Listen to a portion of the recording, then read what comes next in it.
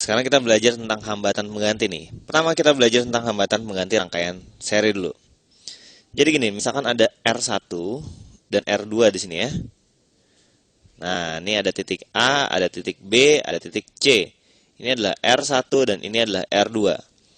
Jadi, intinya gini, kita mau ganti hambatan R1 dan R2 ini dengan R yang ada di sini. Pokoknya mau ganti jadi R deh, RS. Nah, hambatan pengganti rangkaian seri.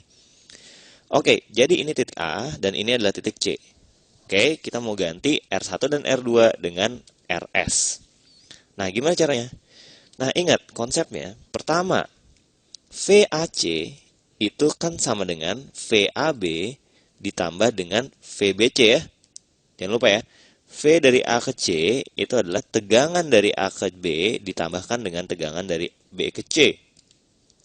Nah, berikutnya V dari A ke B itu kan sama dengan, oh iya jangan lupa ya rumusnya V sama dengan I kali R ya. V sama dengan I kali R. Nah, di sini kan ada arus ya. Ada arus namanya I1. Di sini juga ada arus namanya I2. Oke, apa hubungan antara I1 dengan I2? Arus masuk sama dengan arus keluar. Ternyata arus 1 sama dengan arus 2. Karena sama nih, arus masuk sama dengan arus keluar gitu ya. Hukum Kirchhoff tentang arus. Nah, kita anggap aja ini sama dengan I. Sama dengan I ya. Jadi I1 sama I2 itu sama dengan I. Berarti VAB nih, itu kan sama dengan I1 kali R1. VBC itu sama dengan I2 kali R2. Nah, karena I1 dan I2-nya sama, berarti kita bisa gunakan gini. I1-nya kita ganti jadi I, kemudian I2-nya kita ganti jadi I lagi.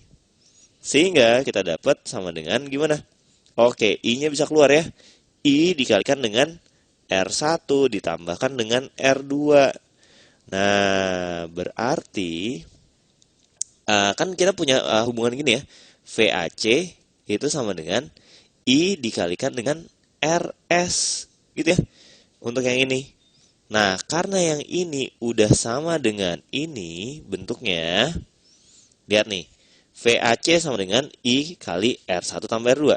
VAC sama dengan I kali RS. Oh, berarti RS ini sama dengan R1 ditambah R2 gitu. Inilah rangkaian pengganti seri.